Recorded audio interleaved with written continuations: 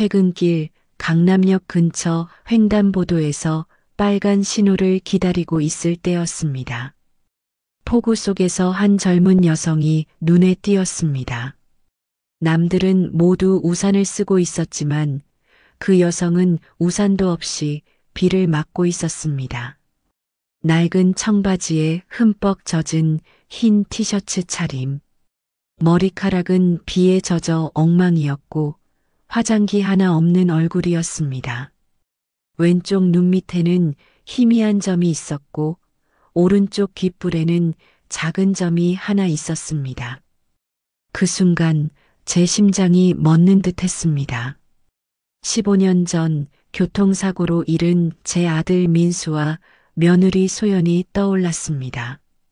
그리고 그들과 함께 사라진 당시 3살이었던 손녀 민지도, 민지에게도 똑같은 자리에 똑같은 점이 있었기 때문입니다.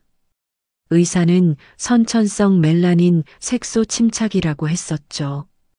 유전적 특징이라고 했습니다. 비가 더욱 거세게 내리기 시작했습니다. 머릿속이 하얘졌습니다. 횡단보도 신호등이 초록색으로 바뀌었지만 제 다리는 마치 콘크리트처럼 무거워졌습니다. 숨이 가빠지고 심장이 터질 듯이 뛰었습니다.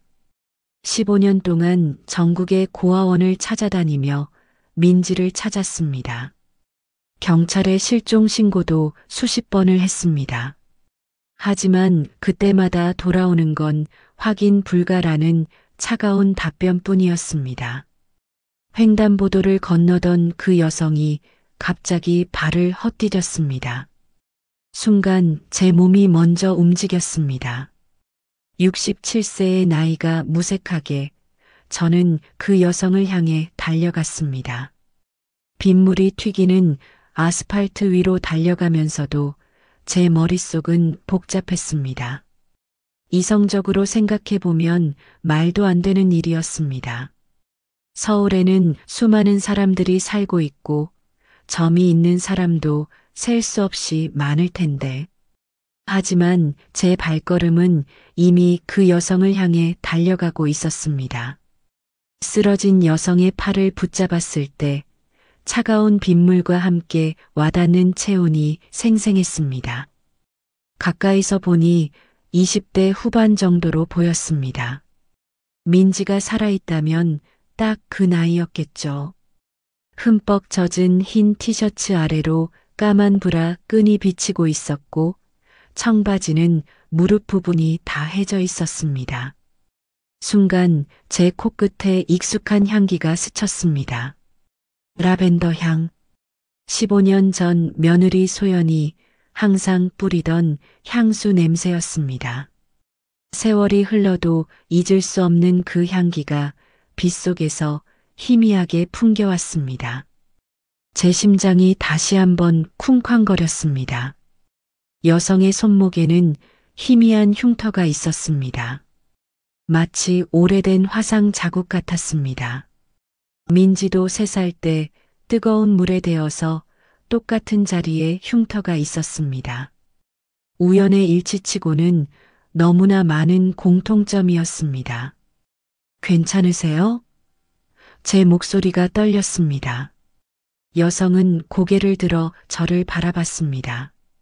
까만 눈동자가 저를 똑바로 쳐다봤지만 그 눈빛 속에서 저를 알아보는 기색은 전혀 없었습니다. 대신 경계하는 듯한, 두려워하는 듯한 눈빛이었습니다. 마치 오래된 상처를 간직한 사람의 눈빛 같았습니다. 저기, 혹시... 제가 입을 열려는 순간 여성은 갑자기 제 손을 뿌리치고 일어섰습니다. 그리고는 아무 말도 없이 빗속으로 사라져갔습니다. 저는 굳어버린 채로 그 자리에 서 있었습니다. 폭우는 계속해서 쏟아졌고 제 양복은 이미 흠뻑 젖어 있었습니다. 그렇게 멍하니 서 있다가 문득 발밑에 떨어진 무언가가 눈에 들어왔습니다. 여성이 놓고 간 낡은 가죽 지갑이었습니다. 떨리는 손으로 지갑을 집어들었습니다. 지갑 안에는 찢어진 영수증 몇 장과 동전 몇 개, 그리고 접힌 사진 한 장이 들어 있었습니다. 빗소리가 점점 커져갔지만 제 귀에는 아무것도 들리지 않았습니다. 손끝으로 전해지는 낡은 가죽 지갑의 질감만이 실감났습니다. 지갑을 열자 시간의 흔적이 고스란히 담긴 사진 한 장이 눈에 들어왔습니다. 구겨지고 색이 바랜 사진이었습니다. 사진 속에는 젊은 부부가 꽃들로 가득한 정원에서 아기를 안고 있었습니다. 남자는 검은색 정장을, 여자는 하얀색 원피스를 입고 있었습니다. 아기는 분홍색 드레스를 입고 있었고 양볼이 사과처럼 발그레했습니다. 제 손이 떨려왔습니다. 이 사진을 찍은 날이 생생했습니다. 2008년 5월 민수와 소연이 새로 이사한 판교 집의 정원에서 찍은 사진이었습니다. 제가 직접 카메라를 들고 찍어줬던 사진. 민지의 돌잔치를 한 달 앞두고 찍은 마지막 가족 사진이었습니다. 사진 뒷면에는 희미한 글씨가 적혀 있었습니다. 우리 가족, 2008년 봄. 소연이의 단정한 글씨체였습니다. 그 아래로 물에 번진 듯한 자국들이 있었습니다. 눈물 자국일까요? 빗물 자국일까요? 지갑 안쪽 주머니에서는 구겨진 영수증 몇 장이 나왔습니다. 대부분 편의점이나 식당 영수증이었는데 그중 하나가 눈에 띄었습니다. 천사 고아원이라는 이름이 선명했습니다. 영수증 하단에는 주소가 적혀 있었습니다. 경기도 용인시. 순간 무언가 스쳐 지나갔습니다. 15년 전 사고 직후 민지를 찾아다닐 때 용인의 한 고아원에서 제보가 있었습니다. 점이 있는 여자아이가 입소했다는. 하지만 제가 도착했을 때는 이미 그 아이는 사라진 뒤였습니다. 빗물에 젖은 양복 주머니에서 휴대폰을 꺼냈습니다. 부들부들 떨리는 손가락으로 비서실장 김 부장의 번호를 눌렀습니다. 새벽 2시가 넘은 시간이었지만 망설일 겨를이 없었습니다. 김 부장, 지금 당장 용인의 천사 고아원 정보를 알아봐 주게. 15년 전 기록까지 전부 조사해줘. 그리고 민지 실종 당시 조사했던 형사들도 다시 수소문해보게. 새벽녘까지 이어진 폭우는 아침이 되자 잠잠해졌습니다. 하지만 제 마음속 폭풍은 여전히 가라앉지 않았습니다. 김 부장이 보내온 자료들을 검토하느라 뜬 눈으로 밤을 새웠습니다. 천사 고아원은 15년 전 화재로 폐쇄된 후 재개장하지 않았다고 합니다. 당시 원장이었던 최영자는 화재 직후 행방불명되었고 고아원에 있던 아이들은 전국 각지의 다른 보육시설로 흩어졌다고 했습니다.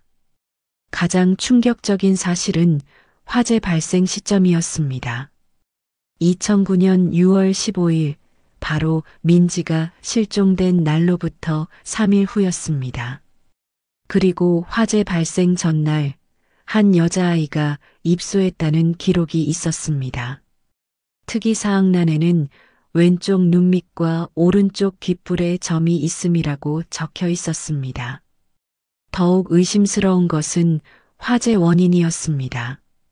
경찰 조사 결과는 원인 불명으로 기록되어 있었지만 당시 담당 형사의 개인 수첩에는 다른 메모가 있었습니다. 의도적 방화 가능성 높음, 최영자의 대출 기록 수상함, 보험금, 여기까지만 적혀 있고 그 뒷부분은 지워져 있었습니다. 김 부장이 찾아낸 또 다른 사실은 최영자의 과거였습니다. 그녀는 고아원을 운영하기 전 불법 입양 알선 혐의로 수사를 받은 전력이 있었습니다. 하지만 증거 불충분으로 풀려났다고 합니다.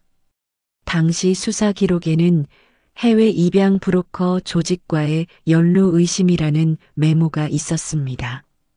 창밖으로 비구름이 걷히며 아침 햇살이 스며들었습니다. 제 책상 위에는 밤새 찾아낸 자료들이 산처럼 쌓여 있었습니다. 그리고 그 위에는 지갑에서 나온 그 사진이 놓여 있었습니다. 햇빛에 비친 사진 속 민지의 웃는 얼굴이 마치 살아있는 것처럼 선명해 보였습니다. 오전 9시 제 휴대폰이 울렸습니다. 발신자 표시는 용인경찰서 강형사였습니다. 15년 전 민지의 실종 사건을 맡았던 형사였습니다. 전화를 받자마자 강 형사의 긴박한 목소리가 들려왔습니다. 회장님, 최영자를 찾았습니다. 그런데 방금 전 용인의 한 모텔에서 시신으로 발견됐습니다. 용인의 작은 모텔 앞. 경찰차들의 깜빡이는 불빛이 아침 햇살과 뒤섞여 번쩍였습니다. 강 형사는 제게 방역복을 건넸습니다. 현장 보존을 위해서라고 했습니다. 최영자의 시신은 모텔 욕실에서 발견됐습니다. 손목의 자상으로 인한 과다 출혈이 사인으로 추정된다고 했습니다. 하지만 강 형사의 눈빛은 평소와 달랐습니다. 뭔가 이상한 점을 발견한 듯 했습니다. 방 안은 깔끔했습니다. 너무나 깔끔했죠. 자살하기 직전의 사람 방이라고는 믿기 어려울 정도로. 침대는 정돈되어 있었고 책상 위에는 노트북이 가지런히 놓여 있었습니다. 그리고 그 옆에는 봉투 하나가 있었습니다. 봉투 겉면에는 제 이름이 적혀 있었습니다. 회장님께 최영자의 마지막 편지였습니다. 봉투 안에는 A 사용지 한 장과 오래된 USB가 들어 있었습니다. 편지의 내용은 충격적이었습니다. 강 회장님, 15년 전 일에 대해 사죄드립니다. 민지는 살아 있습니다. 하지만 이미 돌이킬 수 없는 상황이 되어버렸습니다. USB 안에 모든 진실이 담겨 있습니다. 제가 이 세상을 떠난 후 민지를 찾으실 수 있을 겁니다. 하지만 조심하셔야 합니다. 그들이 아직. 편지는 여기서 끝났습니다. 마지막 문장은 급하게 쓴 듯 흘려져 있었습니다. 그들이라는 단어가 제 머릿속을 울렸습니다. 강 형사는 즉시 노트북에 USB를 연결했습니다. USB 안에는 폴더 하나가 있었습니다. 폴더명은 프로젝트 에인절이었습니다. 그리고 그 안에는 수백 장의 문서와 사진들이 있었습니다. 문서들을 열어보니 아이들의 이름과 신상 정보, 금액이 적혀 있었습니다. 그리고 그 목록 맨 위에는 민지의 이름이 있었습니다. 강 형사의 얼굴이 굳어졌습니다. 회장님, 이건 국제아동매매 조직의 거래 기록입니다. 강 형사와 저는 경찰서 내 별도의 수사본부로 이동했습니다. USB 속 파일들은 충격적인 내용들로 가득했습니다. 프로젝트 에인절은 동아시아 전역에서 운영되는 대규모 아동 매매 조직의 코드네임이었습니다. 고아원은 그들의 위장막에 불과했습니다. 문서들 속에서 민지의 기록을 찾았습니다. 2009년 6월 12일 민지는 우연히 고아원 근처를 지나가다 길을 잃었다고 합니다. 당시 최영자는 민지를 발견하고 프로젝트 에인절에 연락했습니다. 민지의 가격은 10만 달러였습니다. 매수자는 일본의 한 재벌이었습니다. 하지만 그때 예상치 못한 일이 벌어졌습니다. 경찰의 수사가 시작되자 조직은 서둘러 흔적을 지우기 시작했고 그 과정에서 고아원에 화재를 냈습니다. 최영자는 양심의 가책을 느꼈지만 이미 조직에서 빠져나올 수 없는 상황이었습니다. USB에는 민지가 일본으로 보내진 후의 기록도 있었습니다. 도쿄 근교의 한 저택에서 자랐다는 내용, 새로운 이름을 받았다는 내용. 마지막 기록은 5년 전의 것이었습니다. 민지는 양부모의 학대를 견디다 못해 가출했다고 합니다. 강 형사의 휴대폰이 울렸습니다. 국제형사과에서 온 전화였습니다. 프로젝트 에인절 조직원으로 추정되는 용의자가 인천공항에서 체포되었다는 소식이었습니다. 그리고 그의 진술에 따르면 민지는 현재 한국에 있을 가능성이 높다고 했습니다. 그 순간 제 머릿속에 어젯밤 만난 그 여성의 모습이 스쳐 지나갔습니다. 라벤더 향수, 손목의 화상 자국, 점의 위치, 그리고 경계하는 듯한 눈빛까지 모든 것이 일치했습니다. 강 형사에게 어제 있었던 일을 설명했습니다. 강 형사의 눈이 커졌습니다. 회장님, 그 지갑 속에 혹시 다른 것은 없었습니까? 지갑을 다시 꺼내 살펴보았습니다. 그리고 지갑 안쪽 접힌 부분에서 작은 메모를 발견했습니다. 희미한 볼펜 자국으로 쓰여진 주소였습니다. 마포구 연남동. 연남동 골목은 미로처럼 얽혀 있었습니다. 오래된 다세대 주택들이 다닥다닥 붙어 있는 이 동네에서 우리는 메모에 적힌 주소를 찾아 헤매고 있었습니다.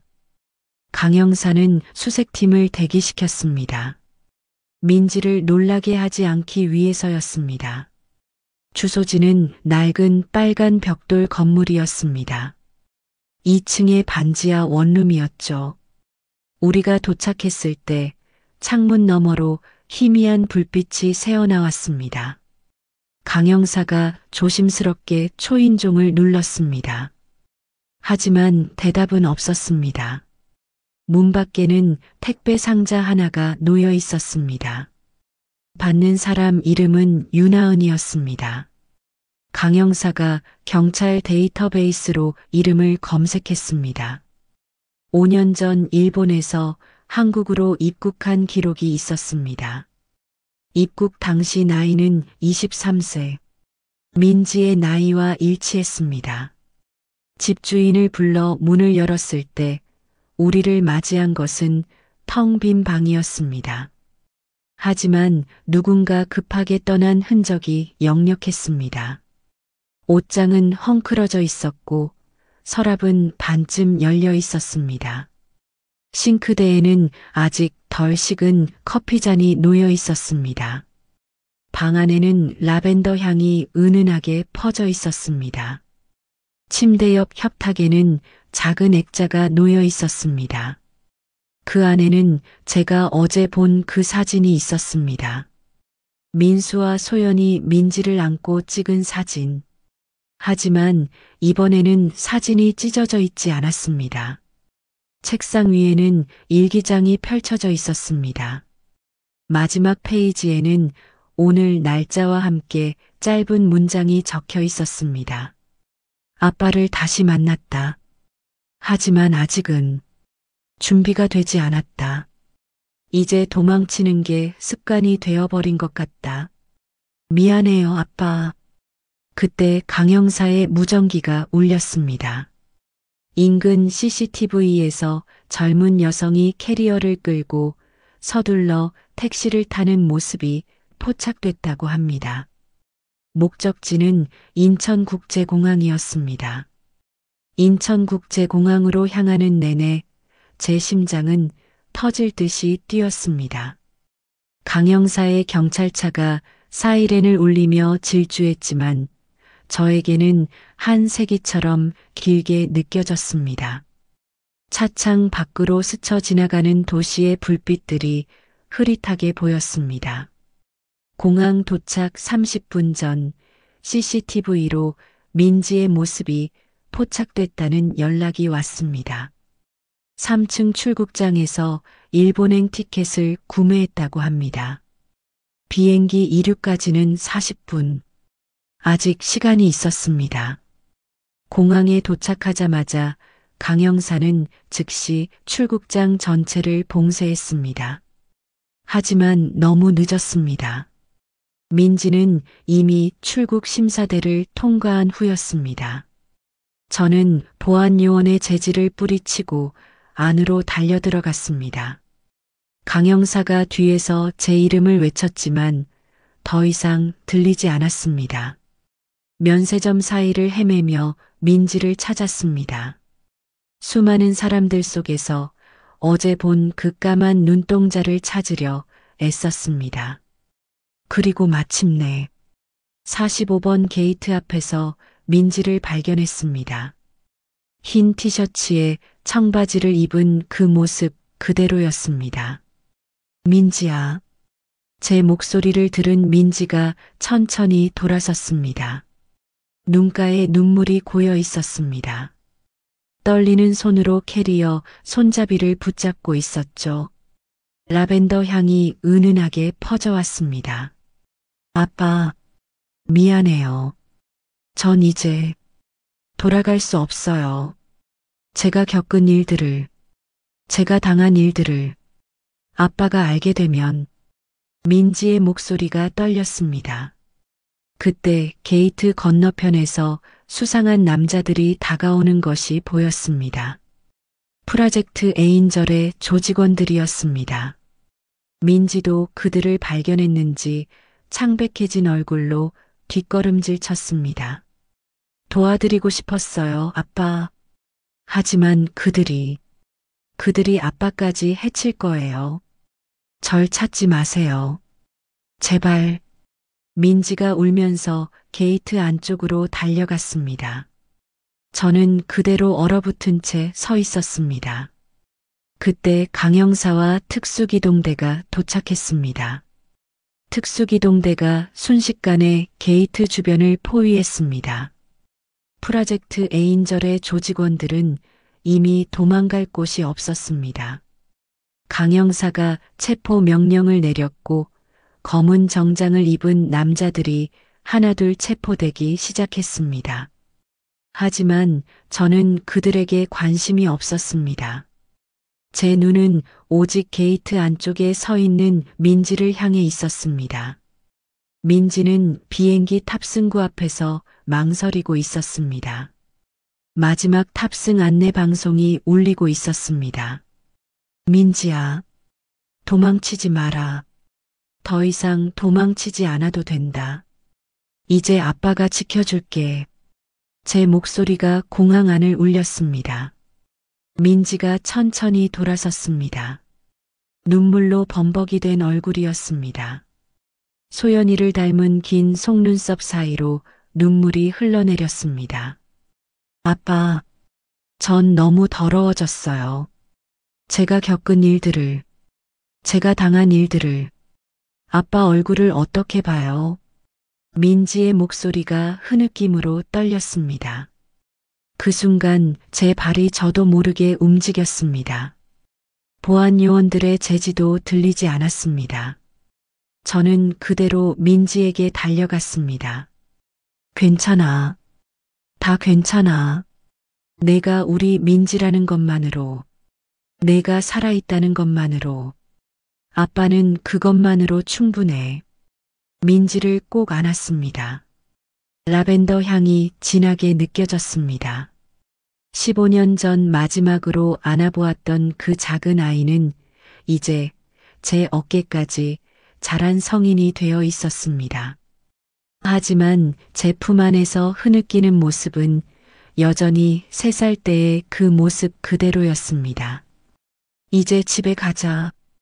우리 다시 시작하자. 민지의 어깨가 떨리다가 서서히 멈췄습니다. 그리고 작은 목소리가 들려왔습니다. 아빠, 저 이제 도망치지 않을게요.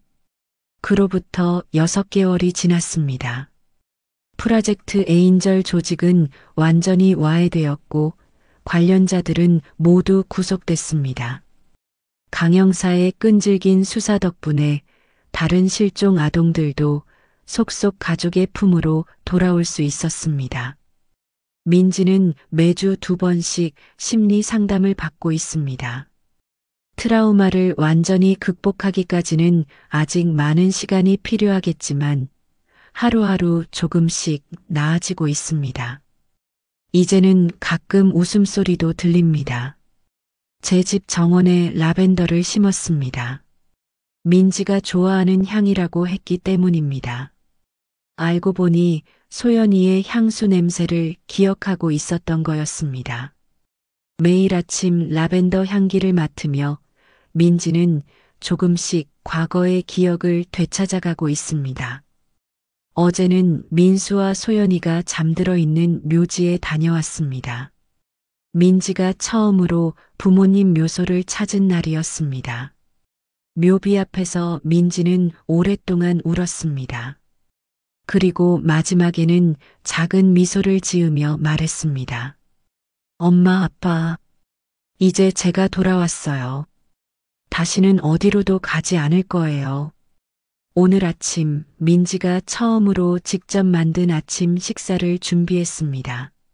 설익은 계란말이와 약간 짠 된장국이었지만 제 인생에서 가장 맛있는 식사였습니다. 식탁에 앉아 마주보며 웃는 민지의 모습이 마치 꿈만 같았습니다. 라디오를 듣고 계신 여러분, 사랑하는 사람을 잃은 분들께 꼭 말씀드리고 싶습니다. 절대 포기하지 마세요. 우리 민지처럼 기적은 반드시 찾아옵니다. 다만 그 시간이 조금 길 수도 있을 뿐입니다. 이제 저는 매일 밤 민지의 방을 살며시 들여다봅니다. 편안하게 잠든 민지의 모습을 확인하고 나면 그제야 안심하고 잠자리에 듭니다.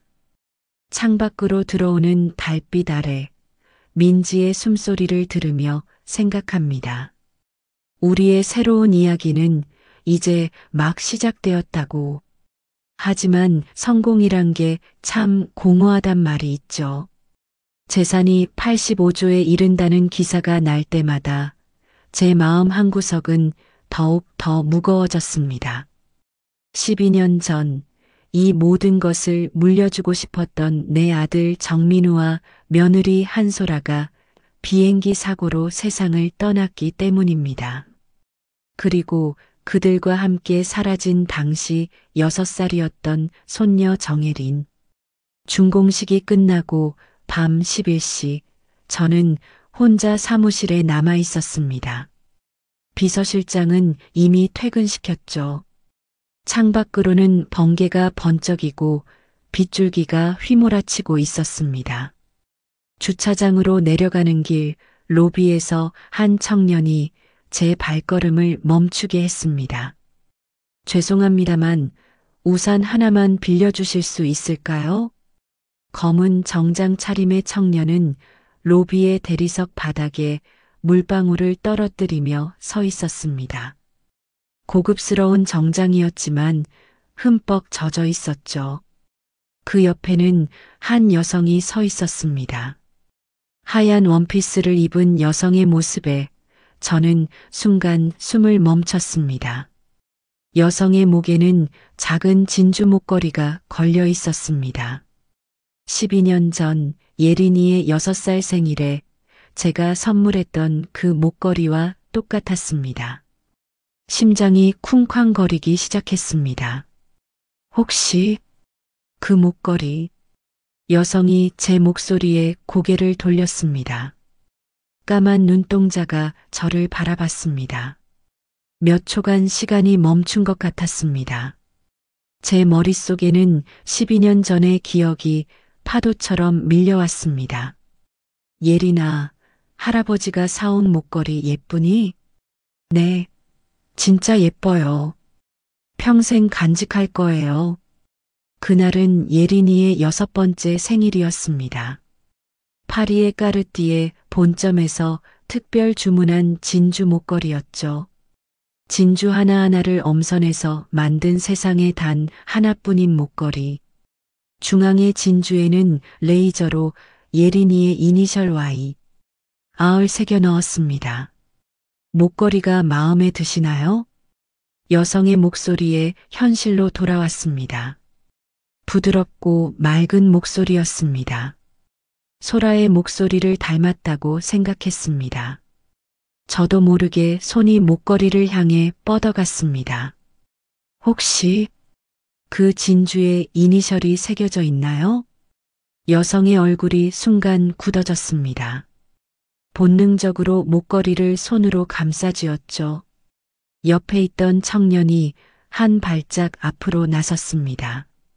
죄송하지만 이만 가보겠습니다. 청년이 여성의 팔을 잡아 끌었습니다. 하지만 제 시선은 여전히 그녀의 손목에 고정되어 있었습니다. 목걸이를 감싸준 손목에는 작은 점이 3개 있었습니다. 삼각형 모양으로 정확히 그 자리에. 예린아. 제 입에서 저도 모르게 이름이 터져 나왔습니다. 여성이 놀라 뒤로 물러섰습니다. 그 순간 그녀의 발이 미끄러졌고 청년이 그녀를 붙잡으려 했지만 역부족이었습니다. 쓰러지는 여성을 향해 달려가며 생각했습니다. 12년 만에 찾은 손녀를 이대로 다시 놓칠 순 없다고. 쓰러지는 순간에도 여성의 손은 목걸이를 꼭 쥐고 있었습니다. 제가 그녀를 붙잡았을 때 코끝에 익숙한 향기가 스쳤습니다. 프리지아 향. 소라가 항상 뿌리던 향수였습니다. 저는 그대로 얼어붙었습니다. 여기 환자가 있습니다. 빨리 의무실로. 로비 경비원의 외침에 사람들이 몰려왔습니다. 여성은 의식을 잃은 상태였습니다.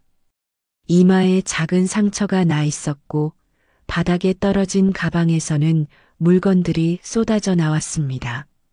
청년이 황급히 물건들을 주워 담으려 했지만 이미 늦었습니다. 제 눈에 들어온 것은 낡은 여권 한 권. 표지가 바래고 귀퉁이가 접힌 오래된 여권이었습니다. 펼쳐진 페이지에는 어린 소녀의 사진이 있었습니다.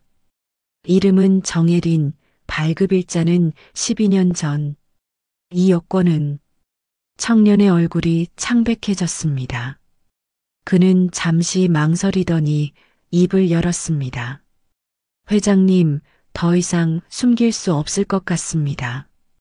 제 이름은 김준혁입니다. 예린 씨, 약혼자입니다. 의무실로 향하는 동안 준혁이 이야기를 시작했습니다. 그는 보스턴 메디컬 센터의 신경외과 의사였습니다. 5년 전 그곳에서 레지던트로 일하던 예린을 만났다고 했습니다. 예린 씨는 양부모님과 함께 미국으로 이민을 갔다고 했습니다. 하지만 그분들은 4년 전 교통사고로 돌아가셨고 준혁의 이야기를 듣는 동안 제 가슴이 무너져 내렸습니다. 우리 예린이는 12년 동안 이렇게 살아 있었던 겁니까? 그것도 의사가 되어. 의무실 침대에 누운 예린의 창백한 얼굴을 바라보았습니다. 이제 보니 소라를 너무나도 닮아 있었습니다. 그리고 민우의 눈매도 보였습니다. 문득 예린의 손가락이 움직였고 그녀가 천천히 눈을 떴습니다. 우리의 시선이 마주쳤을 때 예린의 눈에서 눈물이 흘러내렸습니다. 그리고 12년 만에 처음 듣는 그 한마디. 할아버지. 의무실의 시계가 자정을 가리켰습니다. 폭우는 여전히 쏟아지고 있었지만 이제는 따뜻한 온기가 감도는 공간이었습니다. 예린이 천천히 몸을 일으켜 앉았습니다. 기억나세요? 제가 6살 때 할아버지가 해주신 약속. 7살 생일에는 파리를 데려가 주시기로 하셨는데 예린의 목소리가 떨렸습니다. 그날의 기억이 선명했습니다. 에펠탑 꼭대기에서 생일 파티를 해주겠다고 약속했었죠. 하지만 그 약속은 영원히 지켜지지 못했습니다. 그날, 엄마 아빠 장례식 날, 한 여자가 저를 화장실에 데려갔어요. 엄마 친구라고 했죠. 그리고 예린의 손이 목걸이를 꽉 쥐었습니다. 준혁이 조심스럽게 그녀의 어깨를 감쌌습니다. 그 여자는 저를 미국으로 데려갔어요. 양부모님이라는 분들은 제게 잘 해주셨지만 할아버지를 찾으려 할 때마다 위험하다고 아직은 안 된다고 말씀하셨어요. 그러다 그분들마저 사고로 잃었죠. 예린은 의대에 진학했고 최연소 신경외과 전문의가 되었다고 했습니다. 그러면서도 계속 한국의 소식을 찾아보았다고 합니다. 제가 예린을 찾기 위해 내건 현상금 소식도 전 세계를 돌며 수소문했다는 뉴스도 모두 보았다고 했습니다. 하지만 처음에는 용기가 나지 않았어요. 제가 사라진 뒤로 할아버지가 얼마나 힘드셨을지, 어떻게 마주해야 할지, 그때 준혁이 조심스럽게 말을 이었습니다. 사실 이번에 한국에 온 것도 예린 씨가 오랫동안 준비한 거였습니다. 대한그룹 새 빌딩 준공식 날을 일부러 택했고 이 시간에 이곳에 온 것도 예린이 작은 목소리로 말했습니다. 할아버지를 보고 싶었어요. 하지만 막상 마주치니까 너무 무서웠어요. 할아버지가 저를 원망하실까봐. 제가 이렇게 오랫동안 숨어 있었던 걸 저는 더 이상 참을 수 없었습니다. 예린을 끌어안았습니다. 12년의 시간이 한순간에 녹아내렸습니다. 자정이 넘은 시간 제 집무실로 자리를 옮겼습니다. 132층에서 내려다 보이는 서울의 야경이 빗줄기 사이로 반짝였습니다. 예린은 소파에 앉아 따뜻한 차를 마시며 이야기를 이어갔습니다. 양어머니는 돌아가시기 전 저에게 모든 것을 고백하셨어요. 그분은 강미연이라는 분이었죠. 아버지 회사의 전 비서실장님이었다고 했어요. 순간 제 손에서 찻잔이 떨어질 뻔했습니다. 강미연. 12년 전 회사를 배신하고 수천억의 회삿돈을 들고 도주한 바로 그 여자였습니다. 강미연은 아버지 회사의 비자금 계좌를 모두 알고 있었어요. 그리고 할아버지가 추진하던 대형 인수합병 계획도 알고 있었죠. 그 정보를 경쟁사에 팔아넘기려고 했던 거예요. 예린의 눈에서 눈물이 흘렀습니다. 준혁이 그녀의 손을 꼭 잡아주었습니다. 하지만 아버지가 그 사실을 알아냈어요. 그래서 그녀는 복수를 선택했던 거예요. 부모님의 비행기 사고도 사실은 말을 잇지 못하는 예린의 어깨가 떨렸습니다. 12년 전에 그 비행기 사고가 단순한 사고가 아니었다는 것을 이제야 알게 되었습니다. 강미연은 민우의 비행기에 문제를 일으킨 후 장례식장의 혼란을 틈타 예린을 납치했던 것입니다. 그녀는 제가 자라는 동안 계속 할아버지의 약점이 될 거라고 생각했나 봐요. 언젠가 저를 이용해서 할아버지를 무너뜨리려고. 하지만 양부모님은 달랐어요.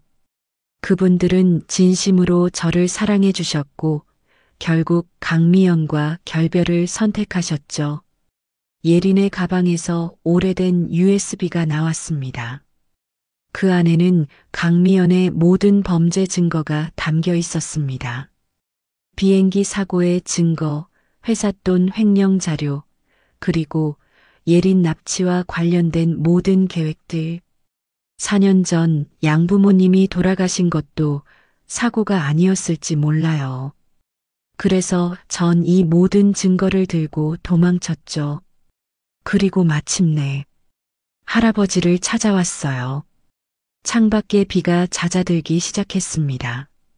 그리고 그때 제 비서실장이 급하게 문을 두드렸습니다.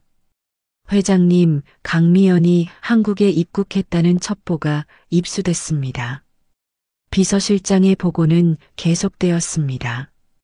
강미연은 가명으로 입국했지만 인천공항 CCTV에 포착되었다고 했습니다. 그리고 충격적인 사실은 그녀가 혼자가 아니라는 것이었습니다. 여러 명의 수상한 외국인들과 함께였다고 합니다. 예린의 얼굴이 창백하게 변했습니다.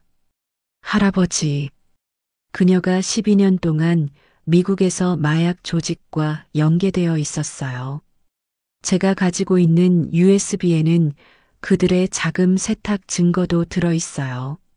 순간 건물의 비상등이 켜지며 경보음이 울렸습니다. 보안팀으로부터 긴급 보고가 들어왔습니다. 지하 주차장에서 무장한 괴한들이 발견되었다는 내용이었습니다. 예린아, 이제 더 이상 도망칠 필요 없어. 할아버지가 지켜줄게. 저는 즉시 비서실장에게 지시를 내렸습니다. 최고 등급의 보안 프로토콜을 가동하라고 했죠. 건물의 모든 출입구가 봉쇄되었고 특수경비팀이 배치되었습니다. 준혁이 예린의 어깨를 감싸며 말했습니다. 예린 씨, 이제 혼자가 아니에요.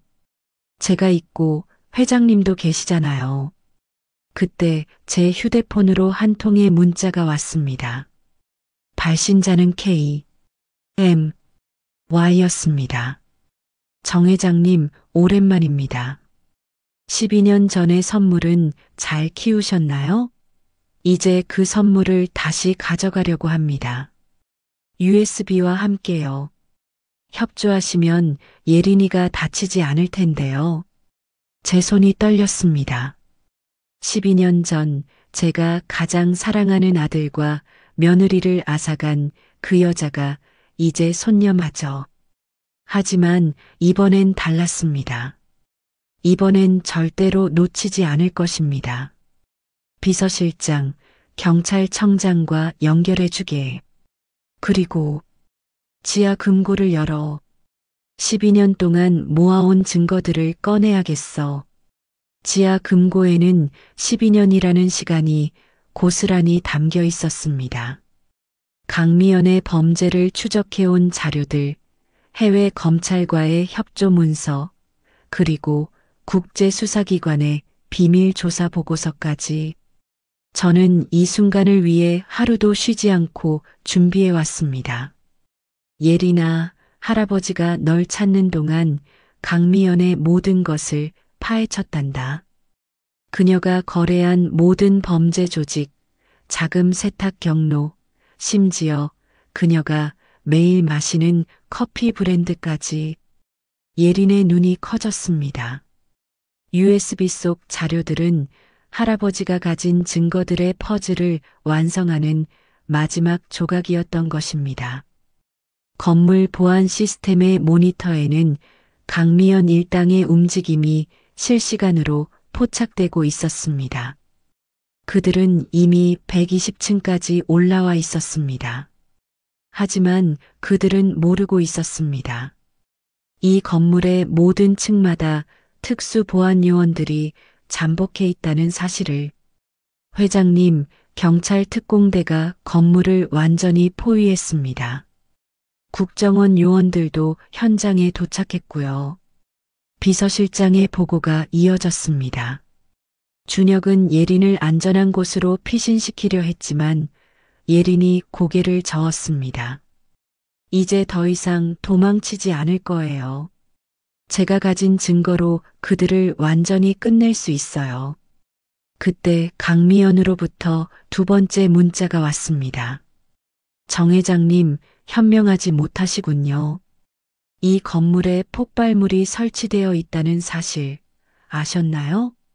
10분 안에 USB를 가지고 예린이를 보내지 않으시면 저는 차갑게 웃었습니다.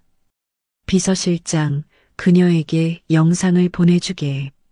모든 층의 CCTV 화면이 강미연의 휴대폰으로 전송되었습니다. 그녀의 조직원들이 한 명씩 체포되는 장면이었죠.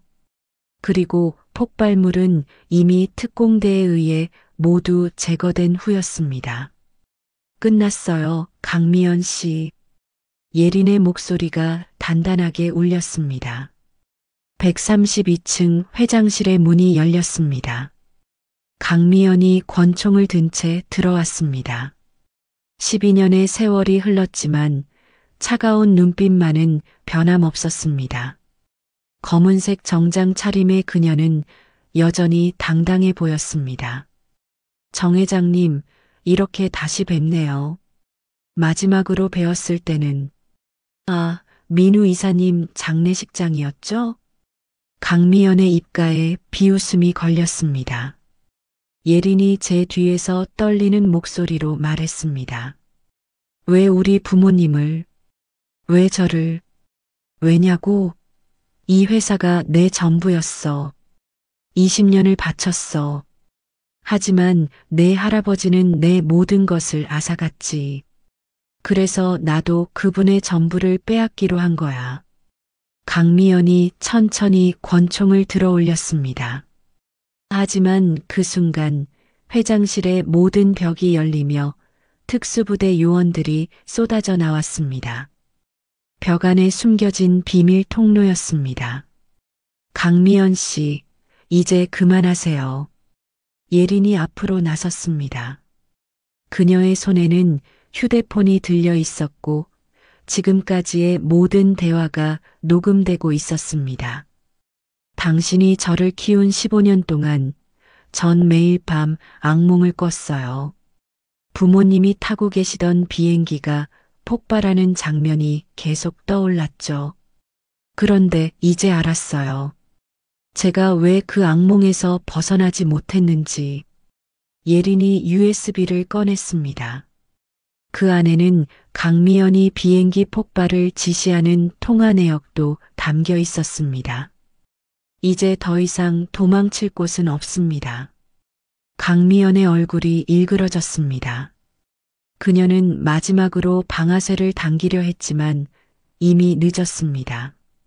특수부대의 기습 진압으로 그녀는 순식간에 제압되었습니다.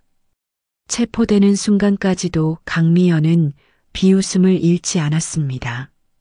하지만 그 웃음 뒤에 깊은 절망이 서려 있었습니다.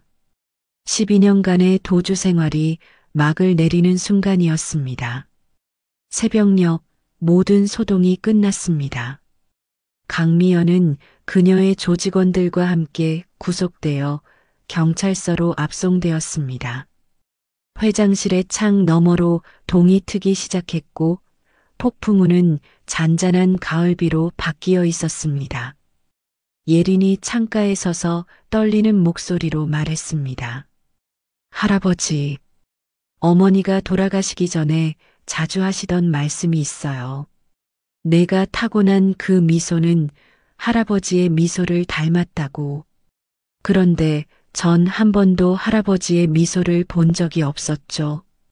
저는 예린에게 다가가 그녀의 어깨를 부드럽게 감쌌습니다. 널 잃은 뒤로 웃을 일이 없었단다. 하지만 이제 다시 웃을 수 있을 것 같구나. 예린의 눈에서 눈물이 흘렀습니다. 그녀는 주머니에서 작은 종이 하나를 꺼냈습니다. 구겨지고 바랜 종이였습니다. 이건 제가 6살 때 그린 그림이에요.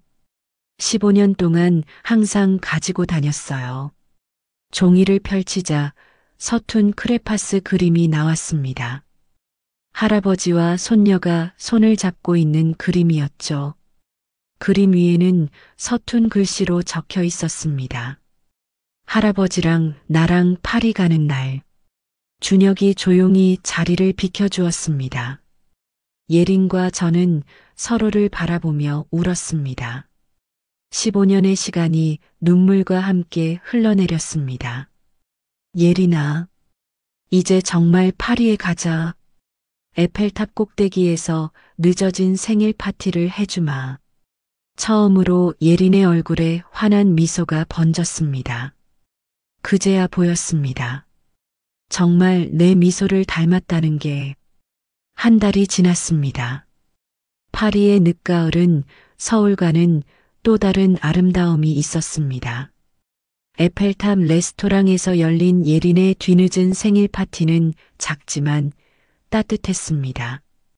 준혁과 저, 그리고 예린. 단 3사람이었지만 이보다 더 완벽할 순 없었습니다. 할아버지, 이거 보세요. 예린이 작은 초음파 사진을 건넸습니다. 2달 된 새 생명의 모습이었습니다. 준혁이 수줍게 웃으며 말했습니다. 다음 달에 결혼식을 올리려고 합니다. 회장님께서 주례를 서주셨으면 합니다. 창 밖으로 파리의 야경이 반짝였습니다. 15년 전 이곳에서 하려 했던 약속은 이렇게 이루어졌습니다. 예린은 이제 보스턴의 병원을 그만두고 서울로 돌아와 우리 재단 병원의 신경외과 과장이 되기로 했습니다.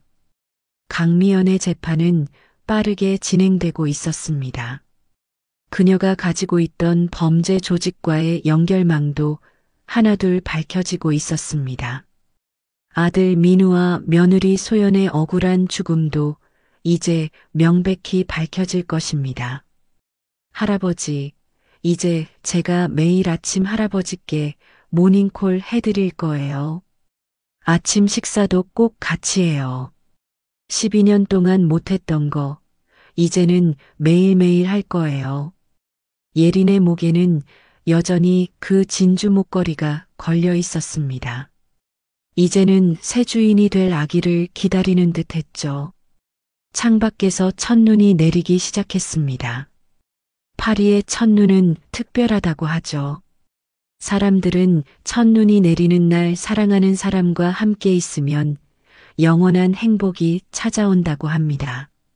라디오를 듣고 계신 여러분, 저의 이야기가 긴 시간 기다림 속에 있는 누군가에게 작은 희망이 되길 바랍니다. 진정한 사랑은 결코 시간 앞에서 무너지지 않는다는 것을, 그리고 기적은 반드시 찾아온다는 것을 꼭 기억해 주시기 바랍니다. 이제 저는 손녀의 결혼식을 준비하며 곧 태어날 증손주를 기다립니다. 제 인생의 새로운 장이 시작되는 것이겠죠.